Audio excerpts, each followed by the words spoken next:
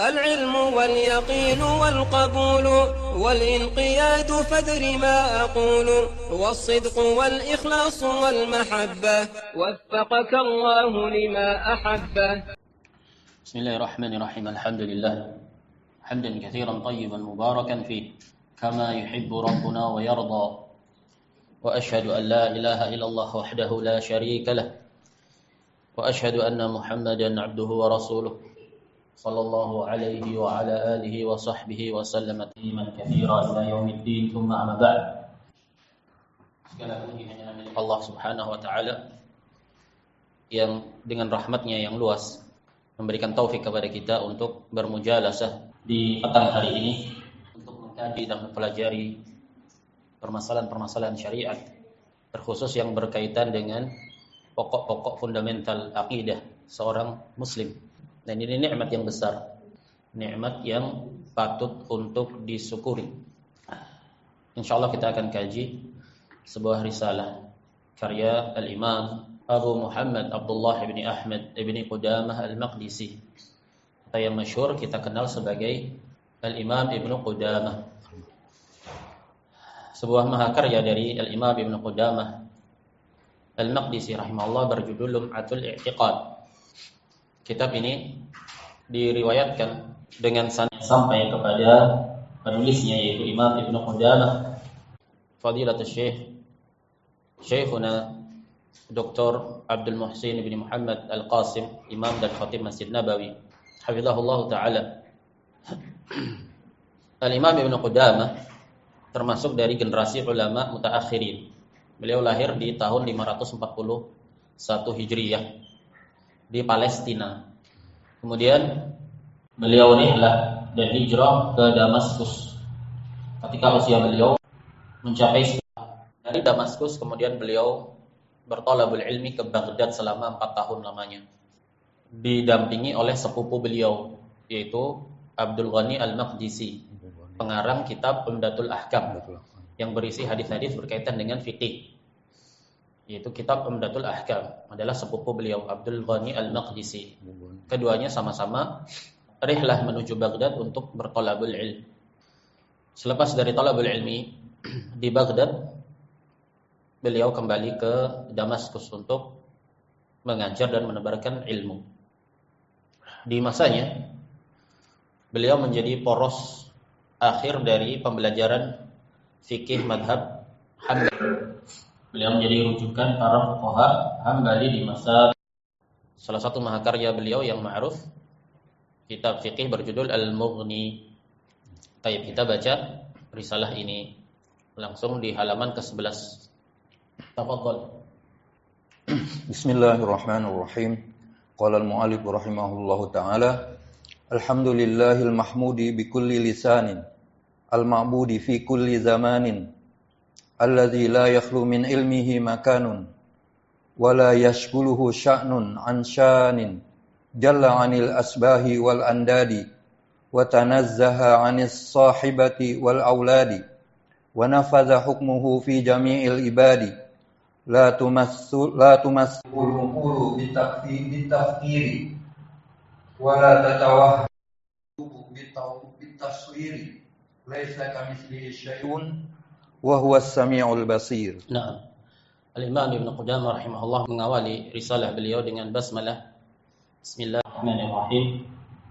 Beliau beristi'anah, meminta dari Allah Subhanahu wa taala untuk datang menyusun karya tulis beliau ini, yaitu Bismillahirrahmanirrahim, beristi'anah, meminta tolong dengan nama Allah Subhanahu wa taala Ar-Rahman Ar-Rahim.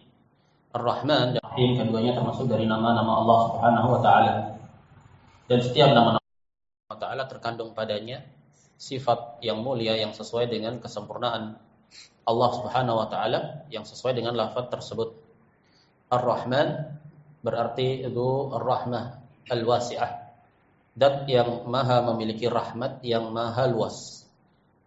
Allah katakan wa rabbukal ghafuru dzu ar-rahmah dalam surat Al-Kahfi, dan Rabbmu itu adalah Al-Ghafur dzu ar-rahmah, yang memiliki sifat rahmah, rahmat dan kasih sayang yang sesuai dengan kesempurnaan Allah Subhanahu wa taala. Tidak terintimidasi oleh apapun juga, rahmat yang tidak disertai oleh kecondongan diri sebagaimana sifat kasih sayang yang ada pada makhluk. Laisa kamitslihi syai' wa huwa samiul basir. Tidak ada yang semisal dengan Allah, dan Allah itu Maha mendengar lagi Maha melihat, Maha sempurna dengan sifat-sifatnya. Penetapan sifat-sifat bagi Allah Subhanahu wa taala tidaklah melazimkan persamaan dengan makhluknya.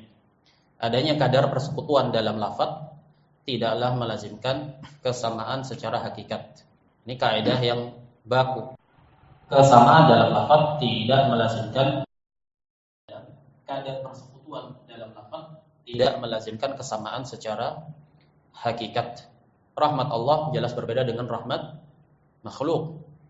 Ilmu Allah jelas berbeda dengan ilmunya makhluk. Tapi kadar persekutuan dalam lafaz ilmu tidak melazimkan kesamaan secara hakikat, jelas tidak sama. Begitu. Jadi Ar-Rahman adalah zat yang maha memiliki rahmat yang luas.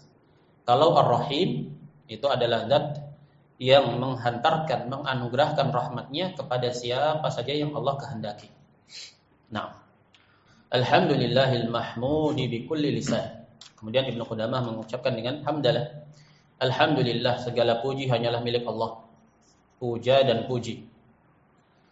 Alhamdulillah al-mahmudi bikulli lisan, yang maha terpuji dengan segala lisan, segala bahasa. Lisan di sini bermakna lisanul hal maupun lisanul maqal. Lisanul hal itu keadaan yang ada pada makhluk. Itu segala gerak-geriknya itu sejatinya sedang keberadaan Allah sebagai zat yang maha terpuji. Maqal, lisanul maqal adalah puja-puji melalui lisan. Alhamdulillah atau zikir-zikir, dan seluruh apa yang ada di jagat raya ini semuanya memuji Allah Subhanahu wa taala. Wa in min syai'in illa yusabbihu bihamdihi. Tidaklah sesuatu apapun itu kecuali pasti bertasbih, memuji Allah. Walakin la tafqahuna tasbihahum. Tapi kalian tidak memahami tasbihnya mereka. Baik itu benda mati, benda hidup, semuanya bertasbih kepada Allah Subhanahu wa taala. Dengan lisanul maqalnya mereka, dengan ucapan-ucapan dan bahasa-bahasa mereka yang sebagiannya tidak bisa kita jangkau dan kita cerna, maupun dengan gerak-gerik mereka. Dalam setiap deru nafas dan kehidupan makhluk yang ada, sejatinya semuanya sedang memuji Allah Subhanahu wa taala. Al-ma'budi fi kulli zaman.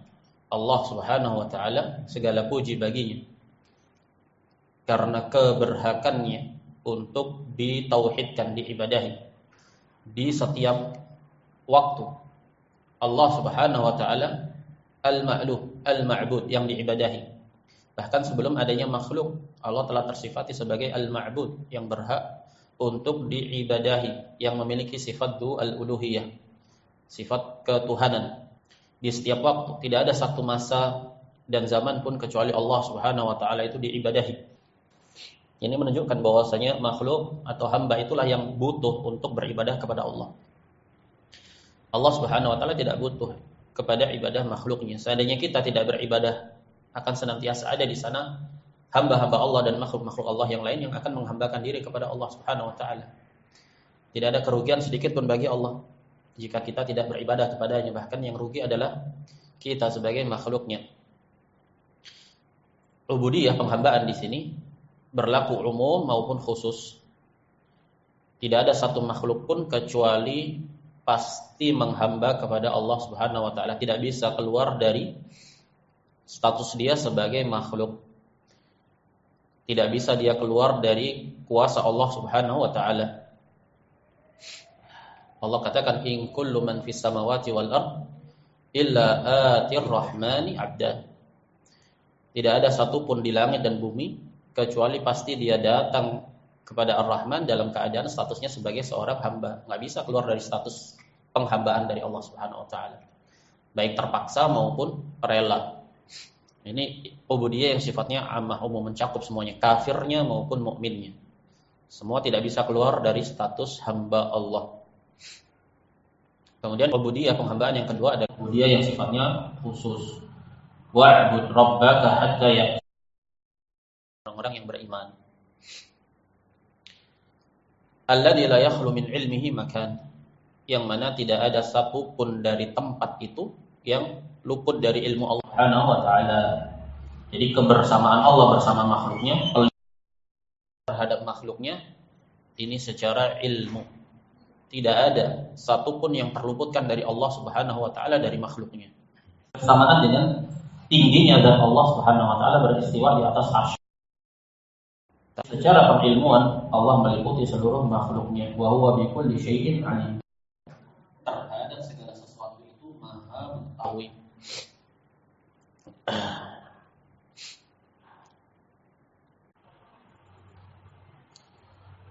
Nah,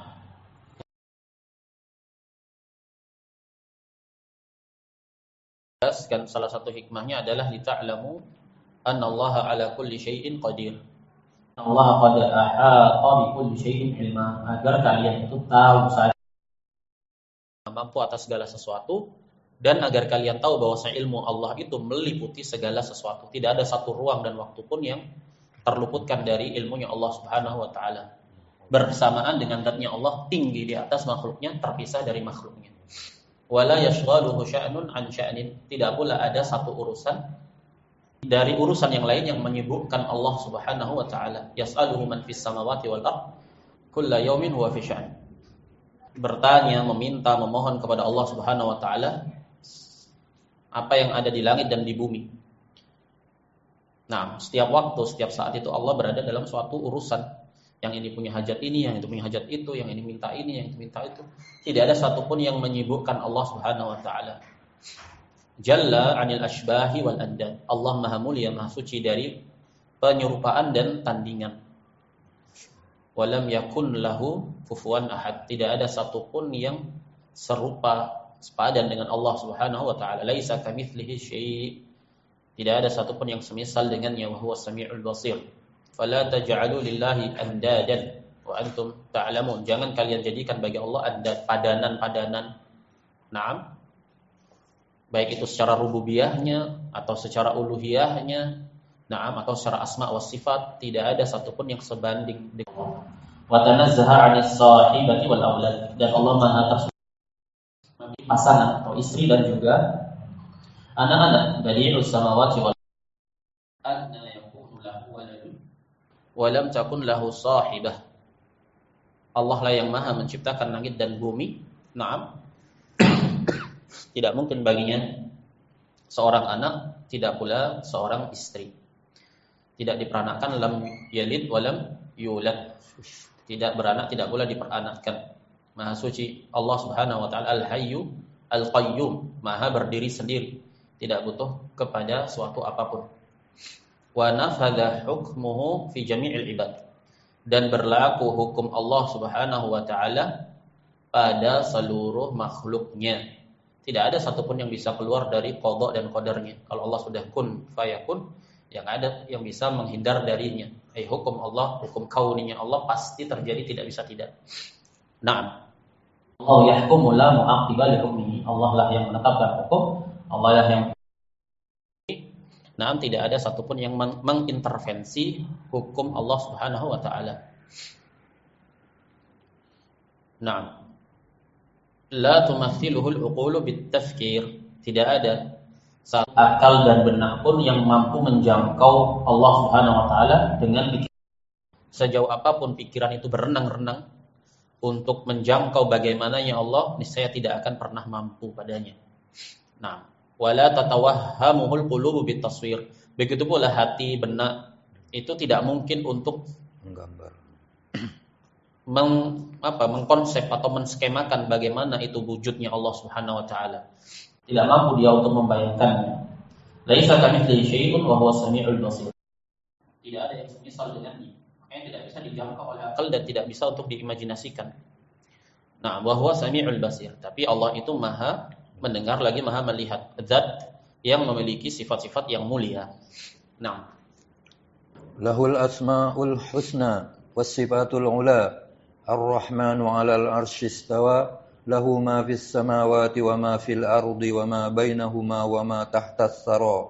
Wa in tajhar bil qawli fa innahu ya'lamus sirra wa akhfa. Kemudian Imam Ibnu Qudamah berkata, lahul asmaul husna, bagi Allah adalah nama-namanya yang husna. Dan ini rahasia bagaimana tidak ada Allah Subhanahu wa taala dalam asma dan sifatnya. Lahul asmaul husna dikedepankan di sini. Lahu hanya baginya, pembatasan bermakna. Baginya lah nama-nama yang husna. Al-husna di sini sifat atau na'at. Menunjukkan bahwasanya nama-nama tersebut bukan sekedar nama yang kosong dari sifat, pasti memiliki makna dan sifat. Bagi Allah sajalah nama-nama yang baik, yang terindah. Kalau dikatakan yang terbaik dan terindah sudah pasti tidak mungkin. Allah katakan walillahil asmaul husna fad'uuhu biha. Bagi Allah nama-nama yang husna, maka berdoalah kamu kepada Allah melalui perantara nama-nama tersebut. Wasifatul ula, dan bagi Allah sifat-sifat yang maha tinggi. Allah berfirman, Ar-Rahmanu 'alal 'arsy istawa. Ar-Rahman di atas arsy beristiwa, dan ini termasuk dari sifat-sifat Allah Subhanahu wa taala, sifat fi'liyah, ikhtiyariyah, khabariyah. Sifat berkaitan dengan perbuatan-perbuatan Allah yang kehendak Allah Subhanahu wa taala, di mana penetapannya tidak bisa kita jangkau kecuali melalui jalur khabar. Kalau Allah tidak katakan bahwa saya Ar-Rahman 'alal 'arsy istawa, niscaya akan menetapkan yang demikian. Tapi Allah mengkhabarkan yang demikian di sekian ayatnya di dalam Al-Qur'an, maka kewajiban bagi kita sebagaimana adanya bahwa saya Allah beristiwa di atas arsy-Nya. Lahu ma fis samawati wa ma fil ard. Baginya lah segala apa yang ada di langit maupun di bumi, wa ma bainahuma, dan di antara keduanya. Wa ma tahta tsara, dan apa yang ada di dalam tanah, di balik tanah, dengan berbagai macam aneka makhluk yang mungkin hanya sepersekian persen saja yang bisa diketahui dan dijangkau oleh manusia. Di sana banyak makhluk yang mungkin belum tersingkap di dasar lautan, di dasar tanah. Naam. Wa in tajhar bil qawli fa innahu ya'lamu sirra wa akhfa. Naam. Intinya isbat di sini bahwa Allah Subhanahu wa taala maha sempurna dan mulia dengan sifat-sifatnya. Ya.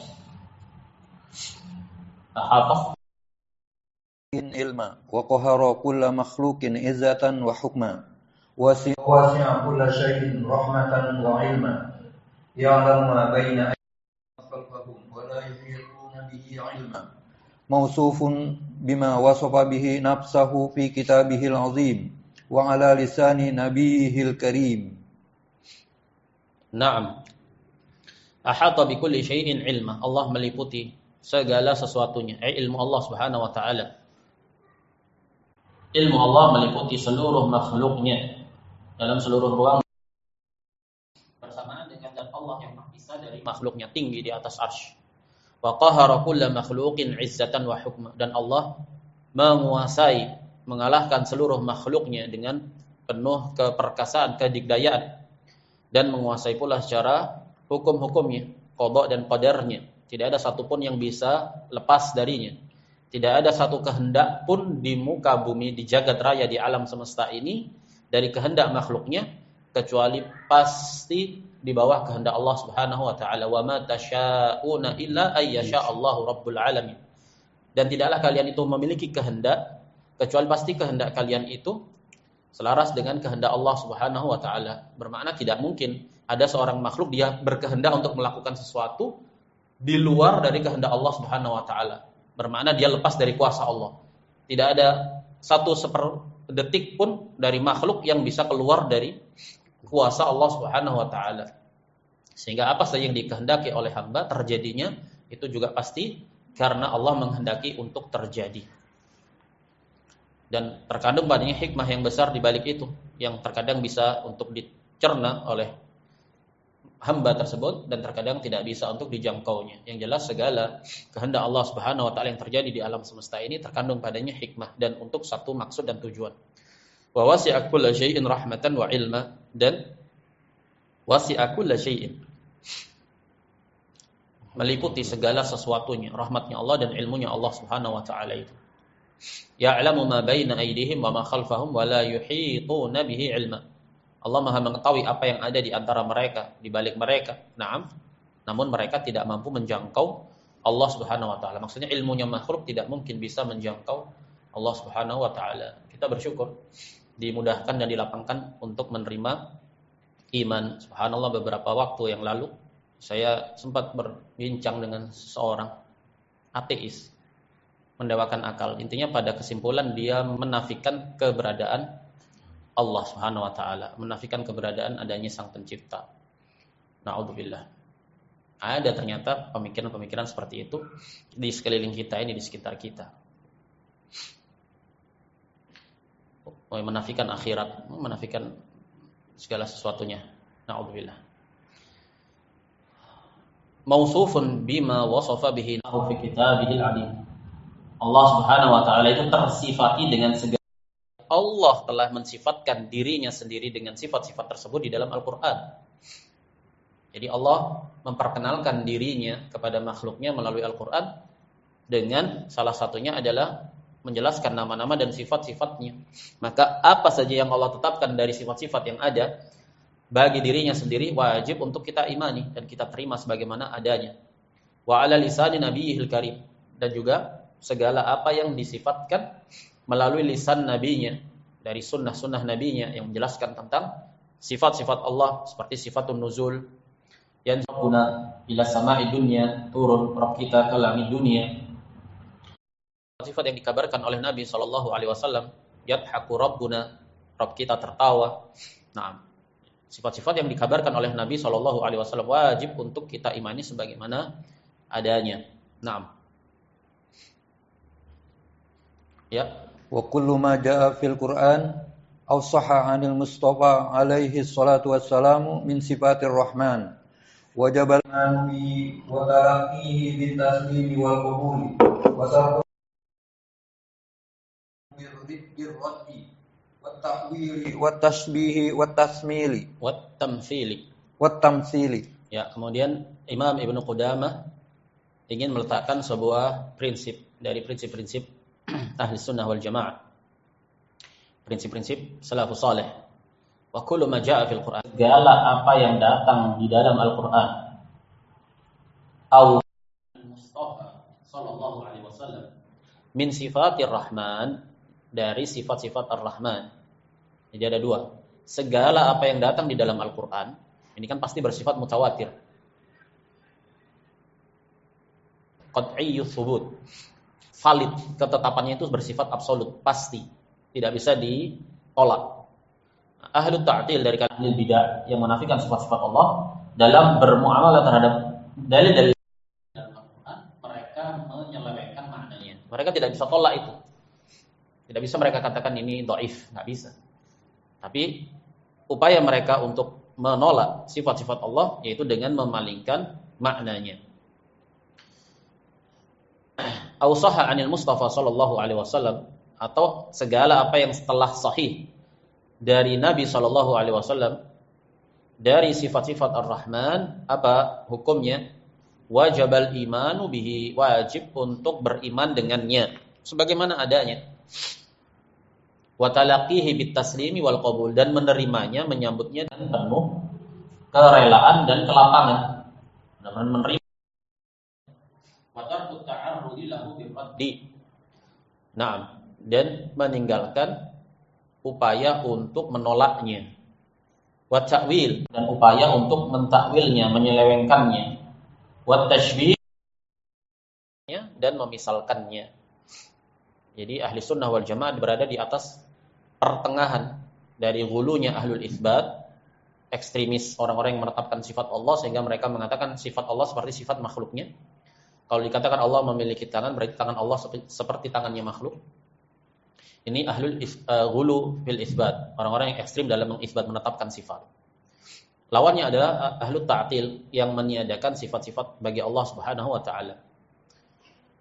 Di antara mereka ada yang meniadakan, menolak secara keseluruhan, dan di antara mereka ada yang menerimanya tapi dengan mengalihkan atau menyelewengkan maknanya dari makna yang sebenar-benarnya. Prinsip ahli sunnah dalam tauhid asma wa sifat, segala apa yang telah datang di dalam Al-Quran atau sahih dari hadis Nabi SAW berupa sifat-sifat Allah, wajib beriman, diterima dengan lapang dada dan sepenuhnya, dengan kerelaan yang sepenuhnya, tidak menolaknya, tidak pula menyelewengkan maknanya dari tekstual zahir maupun menyerupakan dengan makhluknya. Intinya kaidah di sisi ahli sunnah isbatun bila tamtsil wa tanzihun bila ta'til. Menetapkan tanpa memisalkan dan mensucikan tanpa meniadakan. Menetapkan sifat Allah tapi tanpa memisalkan dengan makhluknya, dan mensucikan Allah tapi tanpa meniadakan dari sifat. Allah itu adalah zat yang memiliki sifat-sifat yang mulia. Nah, wa ma ashkala min dzalik wajaba isbatuhu lafzan wa tarku ta'arrudi li ma'na wa naruddu ilmahu ila qailihi wa naj'alu uhdatahu ala naqilihi ittiba'an li tariqir rasikhin bil ilmi alladziina asna Allah subhanahu 'alaihim bi qawlihi subhanahu wa rasikhuna bil ilmi yaquluna amanna bihi kullun min 'indi rabbina. Naam. Di dalam paragraf ini terdapat sebuah ungkapan yang sifatnya ambigu. Nah, di mana para ulama mengkritisi Imam Ibnu Qudamah atas lafaz yang beliau ungkapkan di dalam paragraf ini. Beliau katakan, setelah beliau jelaskan konsep prinsip ahli sunnah dalam permasalahan dalil-dalil sifat, apa prinsipnya? Apa saja yang datang di dalam Al-Quran dan yang telah sahih dari Nabi berupa penjelasan sifat-sifat Allah wajib untuk diimani dan diterima dengan sepenuhnya, tanpa ditolak, tanpa ditakwil, diselewengkan maknanya, tanpa dipermisalkan dengan makhluknya. Ini prinsip, termasuk prinsip fundamental aqidah ahli sunnah wal jamaah terhadap tauhid asma wa sifat. Kemudian beliau berkata, wa ma ashkala min dalik, adapun yang sifatnya problematik padanya, lafaz yang terkandung padanya kerancuan, maka bagaimana prinsip ahli sunnah dalam hal demikian? Wajib isbatuhu lafdhan, wajib untuk mengisbat, menetapkannya secara lafadznya. Ketika Allah katakan Allah memiliki wajah, ya sudah, wajhullah. Ketika Allah kabarkan Allah memiliki tangan, bal yadahu mabsutatani, bahkan kedua tangan Allah terbentang, Allah kabarkan yadahu, kedua tangannya. Maka apa yang dilakukan oleh ahli sunnah? Wajib isbatuhu lafdhan, wajib untuk menetapkan iyat, ya iyat, nah, ya tangan. Wa tarku ta'arrudi li ma'na, meninggalkan untuk melakukan pembahasan berkaitan dengan maknanya. Nah, ibarah ini termasuk ibarah yang global, ambigu, bisa ditarik ke sana dan kemari. Manusia dalam masalah asma wa sifat itu terbagi menjadi 3. Yang pertama ahlus sunnah wal jamaah. Yang kedua al-mumatsilah. Al-mumatsilah ini yang hulu dalam menetapkan sifat, menyamakan sifat Allah dengan sifat makhluk. Yang ketiga, al-mu'attilah ini adalah kaum yang menolak sifat bagi Allah Subhanahu wa taala. Terdiri dari berbagai macam firaq. Yang pertama adalah Jahmiyah. Al-Jahmiyah ini menafikan, meniadakan nama-nama dan sifat-sifat Allah seluruhnya. Kemudian ada kelompok namanya Mu'tazilah. Al-Mu'tazilah menetapkan nama-nama bagi Allah yang kosong dari makna, yang kosong dari sifat, sekedar nama. Mujarrad al-asma atau al-asma al-mujarradah, nama-nama yang kosong dari makna. Contohnya begini nih, kalau ada makhluk manusia namanya soleh, apakah pasti terkandung padanya sifat soleh? Belum tentu. Ada orang namanya Jamal, Jamal artinya bagus, ganteng, tampan. Apakah pasti dia tampan? Tidak. Kenapa? Karena nama-nama makhluk sekedar nama. Kalau ternyata dia ganteng atau ternyata dia soleh, maka ini sifatnya ya kebetulan, sifatnya ini nama makhluk. Al-Mu'tazilah membuat konsep terhadap nama-nama Allah hanya sekedar nama. Kalau Allah itu Ar-Razzaq, ya Allah tidak memberi rezeki, sekedar nama saja. Kalau Allah itu Ar-Rahman, ya Allah tidak menyayangi, tidak mengkasih, tidak merahmati. Nama-nama Allah hanya sekedar nama yang kosong dari sifat, disamakan dengan makhluk. Ini Mu'tazilah. Kelompok kedua yaitu Al-Asy'ariyah. Al-Asy'ariyah menetapkan sebagian sifat-sifat bagi Allah Subhanahu wa taala melalui jalur akal. Ketika sifat itu bisa mereka jangkau dengan akal, maka mereka menetapkannya. Jadi mereka nggak lihat kepada dalil, tapi kepada akal. Ini al-Asy'ariyah. Kemudian ada di sana kelompok namanya al-Mufawwidhah. Al-Mufawwidhah adalah sebuah kelompok yang memahami bahwasanya konsep lafaz-lafaz berkaitan dengan sifat-sifat Allah hanya sekedar lafaz yang kosong dari makna. Kalau dikatakan wajhullah, wajahnya Allah, wajah itu kan secara lafaz diketahui ya, wajah. Tapi artinya apa? Mereka katakan wallahu a'lam, apa artinya? Kalau Allah kabarkan bal yadahu, dua tangannya Allah. Allah yang mengatakan demikian, mereka katakan iya, tangan, ya tangan. Ini namanya mufawwidhah, meniadakan lafaz dari makna. Dikatakan oleh para ulama, mereka ini adalah sejelek-jelek ahlul bidah. Kenapa? Karena konsekuensinya mereka menuduh para nabi itu sebagai orang-orang yang jahil. Berarti nabi ketika mengajarkan, mendakwahkan, menyampaikan Al-Quran, nabi sendiri tidak tahu maknanya, hanya sekedar menyampaikan begitu. Ketika menyampaikan Ar-Rahmanu 'alal 'arsy istawa, nabi itu tidak mengetahui apa arti dari istawa, ini kelazimannya. Jadi mereka meniadakan lafaz dari makna. Ini namanya mufawwidhah. Nah, ibarah ini wa tarku ta'arrudi li ma'nahu, terkandung padanya kerancuan. Apakah Ibnu Qudamah ini sejalan dengan konsep pemikiran mufawwidhah, yaitu mengosongkan lafaz dari maknanya, ataukah tidak? Makanya sebagian ulama mengkritisi ibarah seperti ini, dan ini ujian bagi kita semua. Nah, ujian bagi para penuntut ilmu, bagi kaum muslimin, bahwasanya yang demikian ini fitnah.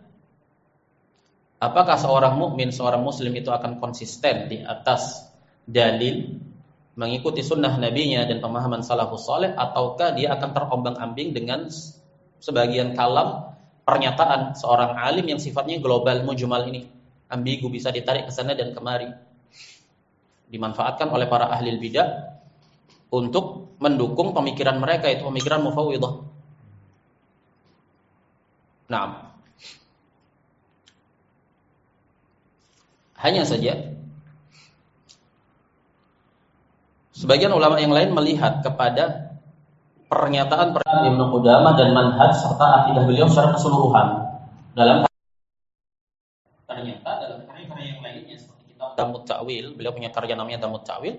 Di sana beliau mengisbat lafaz-lafaz dengan makna-maknanya sesuai dengan akidahnya Al-Imam Ahmad bin Hanbal, sesuai dengan akidahnya Ahli Sunnah wal Jamaah.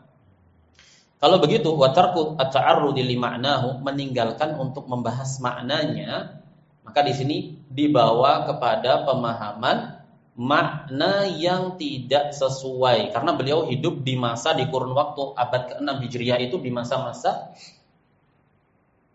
puncak penyebaran atau dominasi ahli bidah dari kalangan Asy'ariyah, yang mereka adalah ahli takwil, memaling-malingkan makna dari makna asalnya, dari makna zahirnya. Maka ibarah beliau di sini meninggalkan untuk membahas maknanya, bermakna makna yang tidak sesuai dengan zahirnya, makna yang diselewengkan oleh para ahlu takwil dari kalangan Asy'ariyah. Ini menunjukkan penjelasan dari Ibnu Qudamah di sini. Dan soal berikutnya, apa katanya? Setelah beliau mengatakan, apa yang bersifat problematik dari lafaz-lafaz, dalil-dalil yang sifatnya problematik tadi, yang tidak bisa dipahami, apa yang wajib menetapkan lafaznya dan meninggalkan untuk mengkaji mana yang diselewengkan oleh ahlu al-batil dari kalangan Asy'ariyah, ahli takwil. Kemudian beliau pertegas, wa naruddu ilmahu ila qailihi, dan kita kembalikan ilmunya, hakikatnya berkaitan dengan lafaz tersebut kepada sang pengucapnya. Siapa? Allah Subhanahu wa taala. Kalau itu dalil di dalam Al-Qur'an. Dan Allah berbicara dengan bahasa yang bisa dipahami oleh manusia. Inna anzalnahu Qur'anan Arabiyyan la'allakum ta'qilun. Sesungguhnya kami turunkan Al-Qur'an itu berbahasa Arab agar kalian bisa memahaminya. Berarti dia adalah lafaz-lafaz yang memiliki makna. diturunkan dalam bahasa Arab. Bahasa Arab adalah bahasa manusia, agar manusia itu bisa mencerna dan memahaminya. Kalau begitu, Qudamah di sini menegaskan tentang ungkapan beliau tidak membahas makna yang tidak sesuai dengan zahirnya dalam bahasa Arab. Maka wajib untuk mengembalikan ilmunya atau maknanya kepada pengucapnya yang telah mengucapkannya dengan bahasa Arab. Wa naj'alu uhdatahu ala naqilihi, dan kita jadikan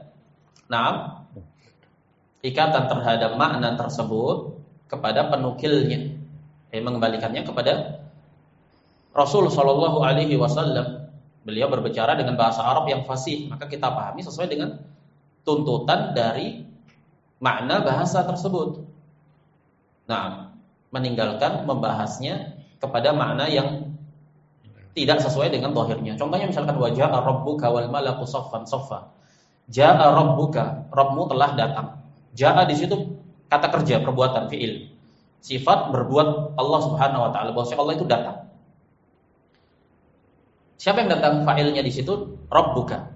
Maka Ahlus Sunnah wal Jamaah menetapkan yang demikian sesuai dengan tekstual yang ada. Ahlu ta'wil atau orang-orang yang menyelewengkan nas, mereka mentakdirkan ja'a bukan Allah tapi malaikatnya Allah, utusannya Allah. Seperti itu, perintahnya Allah. Jadi mereka sisipkan tersebut. Dan ini tidak boleh. Kita jadikan bahwasanya segala makna yang terkandung dalam lafaz itu sesuai dengan tekstual bahasa yang ada tanpa diselewengkan. Ittiba'an li tariqir rasikhina fil ilmi, dan semua itu konsepnya itu mengembalikan perkara atau tekstual lafaz yang tidak bisa kita cerna, tidak bisa kita jangkau kepada hakikat dari bahasa di mana Al-Qur'an itu diturunkan. Semua itu adalah dalam rangka ittiba', mengikuti jalannya orang-orang yang kokoh, yang mapan, yang rusuh, yang mendalam dalam keilmuan ini. Yaitu kalangan para sahabat dan yang mengikuti mereka. Alladzina athnallahu subhanahu alaihim, yang mana Allah telah merekomendasikan dan memuji mereka di dalam Al-Qur'an melalui firman-Nya warrasikhuna fil ilmi yaquluna amanna bihi kullun min indi rabbina.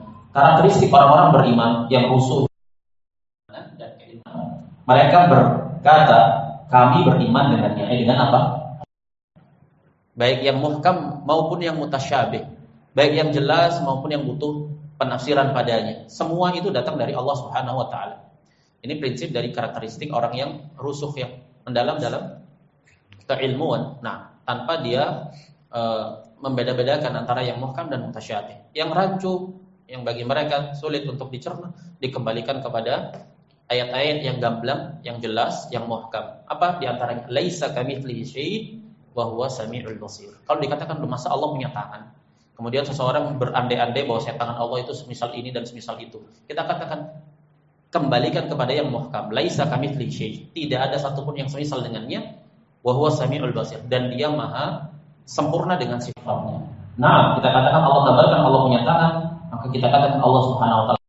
Tapi tangan Allah tidak sama dengan tangan makhluknya. Kaidahnya, kesamaan dalam kadar persekutuan tidak melazimkan kesamaan hakikat. Kalau dikatakan kaki ayam sama kaki manusia, kadar persekutuannya pada lafaz apa?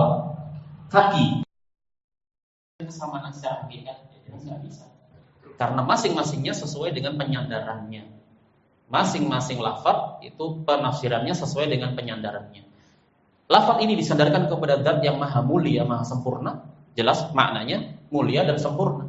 Apabila lafaz itu disandarkan kepada makhluk yang serba kurang, ya tentu menyesuaikan dengan hakikat dari makhluk tersebut, begitu. Kemudian Ibnu Qudamah mengatakan waqala fi dhammi mubtaghi ta'wil lil mutasyabih tanzilih. Allah menyatakan terhadap orang-orang yang mencari-cari ta'wil, mencari-cari penyelewengan terhadap makna dari ayat-ayat yang sifatnya mutasyabih. Allah cela mereka dalam firman-Nya, fa ammal ladina fi qulubihim zayg. Adapun orang-orang yang terdapat di dalam hatinya penyimpangan. Bagaimana karakteristik mereka? Fayattabi'una ma tasyabaha min. Pasti mereka mencari-cari apa yang sifatnya tasyabuh tadi, mutasyabih, butuh kepada penafsiran dan penjelasan. Dan ayat-ayat sifat di dalam Al-Qur'an ini semuanya muhkam. Semuanya jelas. Bermakna apa? Tidak mungkin tidak diketahui maknanya. Tidak mungkin tidak diketahui maknanya secara mutlak. Kalau tidak diketahui itu pada satu dua individu. Ketidaktahuan itu atau kesamaran tersebut berlaku pada satu dua individu sesuai dengan kadar keilmuannya. Tapi tidak mungkin lantas di sana tidak ada satupun yang tidak memahaminya. Begitu. Ini seluruh ayat-ayat di dalam Al-Quran. Kalau tidak diketahui oleh seseorang tertentu, alim tertentu,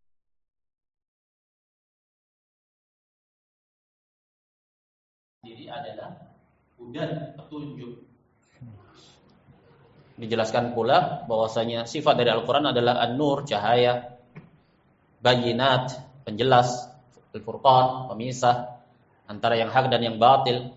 Sifat-sifat tersebut mustahil untuk kemudian ada di dalam Al-Quran sesuatu yang sifatnya tidak bisa diketahui maknanya. Ada mustahil. Begitu.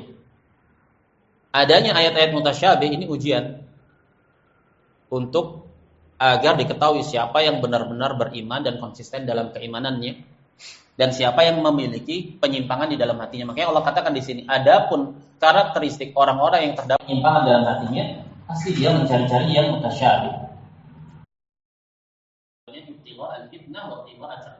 Dia mencari-cari fitnah atau mencari-cari penyelewengan maknanya. Kemudian dikatakan oleh Ibnu Qudamah, faja'ala ibtigha'a ta'wil alamatan 'ala zayg. Lihat bagaimana Allah menjadikan tindakan mencari-cari maknanya atau penyelewengan terhadap maknanya ini adalah tanda atau ciri identik atas sebuah penyimpangan. Ini nggak usah berandai-andai atau berfalsafah. Langsung diputusi, ditegasi bahwasanya mereka yang melakukan tindakan seperti itu adalah orang-orang yang menyimpang dalam hatinya terdapat penyimpangan. Nggak usah kita mungkin maksudnya begitu. Karena Nabi SAW mengkhabarkan, "Fa'idza ra'aitumul ladzina yattabi'una ma tasyabaha min, faulaikal ladzina sammahumullah, fahdaruhum." Katanya Nabi SAW, kalau kamu lihat, kamu dapati orang-orang yang mengikuti, mencari-cari ayat-ayat yang mutasyabih tadi, yaitu loh orang-orang yang Allah telah namakan di dalam ayatnya ini. Fa'ammal ladzina fi qulubihim zayg, itu loh orang-orang yang Allah tegaskan dalam ayat ini. Apa sikap kita? Kata Nabi SAW, fahdaruhum, waspada dari mereka, hati-hati dari mereka. Nah, ini sikap. Ada orang yang mencari-cari yang mutasyabih, tinggalkan. Kita nggak dituntut memuaskan semua orang dengan hujah-hujah dan argumentasi kita. Hujah Allah itu sudah tegak. Hujah itu sudah tegak dengan diutusnya Rasul. Al-Quran sebagai sejelas-jelas ungkapan dan bahasa yang Allah sampaikan pesan-pesan ilahinya padanya. Kalau ada orang-orang yang memperturutkan yang mutasyabih, baik itu dari kalamnya, dari Al-Quran, dari hadis, atau dari kalamnya ulama, tinggalkan. Ingin mencari-cari fitnah, tinggalkan. Kita tidak dituntut untuk memuaskan setiap orang. Nah, walhamdulillah yang telah melapangkan dada kita kepada hidayah. Adapun orang yang terus mendebat dan mempermasalahkan, katakan, saya di atas keyakinan terhadap agama saya. Kalau antum ragu, silahkan cari orang yang semisal antum, debatlah mereka. Nah, begitu sikap salaf. Nah, kemudian dikatakan wa qaranahu bibtigha'il fitnah fid dam. Nah, kemudian kalau iringkan tindakan mereka itu dengan mencari-cari fitnah itu sebagai sebuah cela. Summa hajabahum amma ammaluhu. Kemudian Allah timpakan hukuman kepada mereka dengan apa? Dengan dijadikan mereka tidak menemukan atau mendapatkan takwilnya.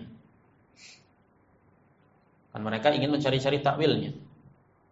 Wabtigha'a ta'wilihi. Tapi mereka melampaui batasan mereka. Ada kadar yang mana mereka harus berhenti padanya. Hal-hal yang tidak bisa dijangkau. Mereka melampaui batas padanya. Allah hijabi dari wa qata'at ma'ahum amma qasaduhu. Allah putus segala ketamakan mereka terhadap upaya mereka untuk menemukan takwil. Allah katakan wa ma ya'lamu ta'wilahu illallah. Tidak ada yang mengetahui takwilnya dari perkaranya kecuali Allah. Nah, kemudian Imam Ibnu Qudamah setelah membawakan ayat-ayat di awal, beliau membawakan ayat-ayat di awal tentang isbat penetapan akidah Ahlussunnah wal Jamaah terhadap sifat-sifat Allah. Kemudian beliau membawakan paham dan akidah dari para imam. Bagaimana konsep pemahaman dan akidah mereka serta manhaj mereka dalam bermuamalah terhadap dalil-dalil yang berkaitan dengan sifat-sifat Allah. Seperti apa prinsipnya? Ya, baca. Qala al-Imam Abu Abdullah Ahmad bin Muhammad bin Hanbal rahimahullah fi qaulin Nabi sallallahu alaihi wasallam, innallaha azza wa jalla yanzilu ila sama'id dunya wa anna Allaha yura fil qiyamah wa ma asbaha hadhihi al-ahadits nu'minu biha wa nusaddiqu biha wa la kaifa wa la ma'na wa la nuraddu minha syai'an wa na'lamu anna ma jaa'a bihi Rasul sallallahu alaihi wasallam haqqun wa la nuraddu ala Rasulillah sallallahu alaihi wasallam. Naam, sallallahu alaihi wasallam. Kemudian beliau membawakan ucapannya Al-Imam Ahmad rahimahullah, Imam Ahli Sunnah. Beliau berkata, Imam Ahmad berkata berkaitan dengan sabda Nabi sallallahu alaihi wasallam. Bagaimana sih prinsip Ahli Sunnah wal Jamaah menyikapi hadis-hadis yang menjelaskan tentang sifat Allah? Misalkan sabda Nabi sallallahu alaihi wasallam, "Innallaha azza wa jalla yanzilu ila sama'id dunya." Sesungguhnya Allah itu turun ke langit dunia. Ini kan sifat dari sifat-sifat perbuatan Allah, bahwasanya Allah itu berbuat turun ke langit dunia. Bagaimana kita menyikapi seperti ini? Dan juga hadis-hadis yang lainnya, wa anna Allaha yura fil qiyamah, dan Allah kelak akan dilihat dengan mata telanjang di hari kiamat.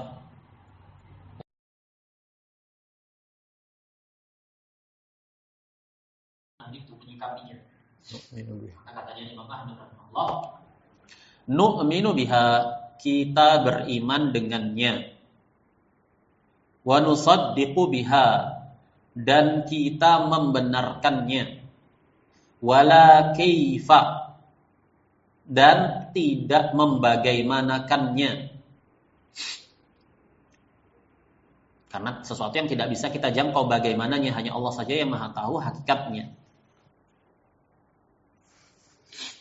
Wala tidak pula maknanya. Ibarah ini ibarah yang mujmal, termasuk dari perkara yang dikritikkan kepada Ibnu Qudamah di dalam risalah ini. Kenapa beliau tidak menjelaskan maksud dari Imam Ahmad di sini? Naam, wala ma'nan, yang dimaksudkan dengannya di sini adalah makna yang diselewengkan oleh ahlu ta'til, oleh ahlu ta'wil.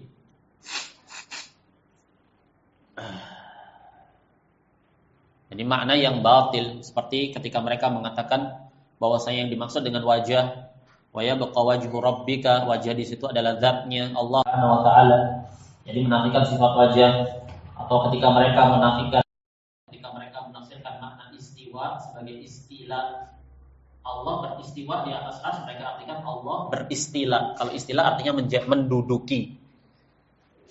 Kalau istiwa di salah satu maknanya adalah Allah duduk. Tapi duduknya Allah Subhanahu wa taala tidak sama dengan duduknya makhluk. Maknanya mereka adalah istilah, yaitu menduduki. Kalau menduduki kan apa artinya? Menguasai, menjajah. Seperti itulah, menguasai. Nah, mereka memaknakan dengan makna tersebut. Inilah yang dimaksud oleh Imam Ahmad rahimahullah sebagai la makna, bukan di atas konsep dari kelompok apa? Al-Mufawwidah, yang meniadakan lafaz dari makna. Karena kalau melihat bagaimana pergolakan Imam Ahmad dengan tokoh-tokoh Jahmiyah dan Mu'tazilah di masanya menunjukkan bahwa akidah Imam Ahmad rahimahullah itu menetapkan makna-makna terhadap lafaz-lafaz dalil-dalil sifat.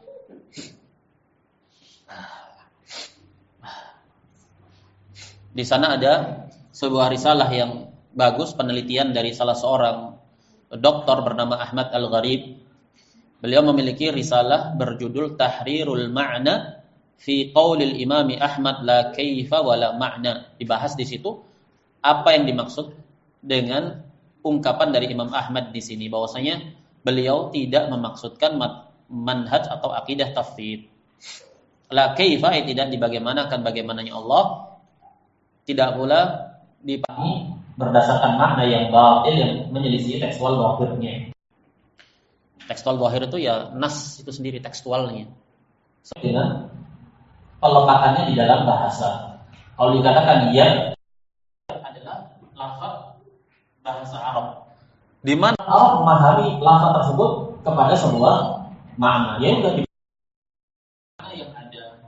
Contohnya misalkan kalau kita katakan pena, bolpen, kolam pena. Kalau dikatakan kolam itu sayfut talib, pedangnya seorang penuntut ilmu. Ketika kita katakan sayf artinya pedang. Maka lafadz dohirnya sayf berarti bermakna apa? Atau pedang. Pedang, itulah makna dohir. Makna dohir ada sesuai dengan peletakan lafadz itu.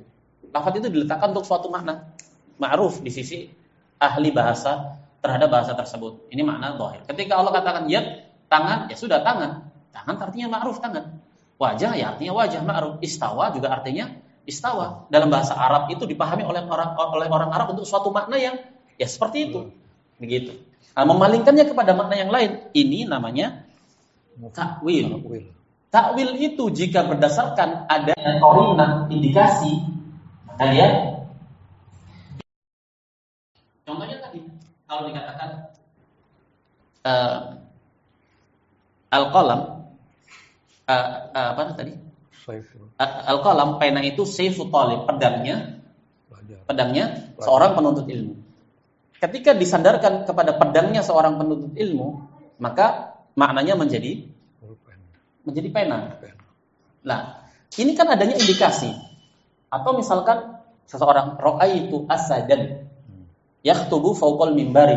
Aku melihat ekor singa asap sedang berkhutbah di atas mimbar. Lah, ini ada padanya indikasi bahwa yang dimaksudkan bukan hewan buas. Kan nggak mungkin hewan buas naik mimbar berkhutbah. Orang yang dikhitab, diajak bicara dengan lafaz ini, dia akan bisa mencerna bahwa yang dimaksudkan singa di situ adalah lelaki pemberani, sifat karakteristik pemberani. Nah, jadi takwil tidak bisa dibenarkan kecuali setelah adanya qarinah tadi. Tanpa adanya qarinah ini namanya penyelewengan. Gitu. Tanpa adanya qarinah namanya penyelewengan. Begitu. Walakin yang dimaksud oleh Imam Ahmad di sini tidak dimaknai makna yang menyelisih tekstual zahirnya tanpa adanya qarinah. Wala naruddu minha syai'an, tidak pula kita tolak sedikit pun darinya. Datang dari Nabi khas, sami'na wa ata'na. Wa na'lamu anna ma ja'a bihi Rasul sallallahu alaihi wasallam haqqun. Dan kita tahu, kita yakini bahwasanya segala apa yang datang dari Rasul sallallahu alaihi wasallam pasti benar. Berkaitan dengan sifat-sifat Allah sallallahu alaihi wasallam. Nah, melakukan sedikit pun penyimpangan dalam yang demikian. Wala naruddu ala Rasulillah sallallahu alaihi wasallam. Tidak pula kita tolak, kita bantah Rasul sallallahu alaihi wasallam. Ini prinsip ahli sunnah wal jamaah terhadap sifat-sifat Allah subhanahu wa ta'ala. Baik, kita cukupkan dulu sampai di sini pada pertemuan yang pertama ini sebagai pendahuluan. Baik, wassallallahu wasallam ala nabiyyina Muhammad wa ala alihi wa sahbihi ajma'in.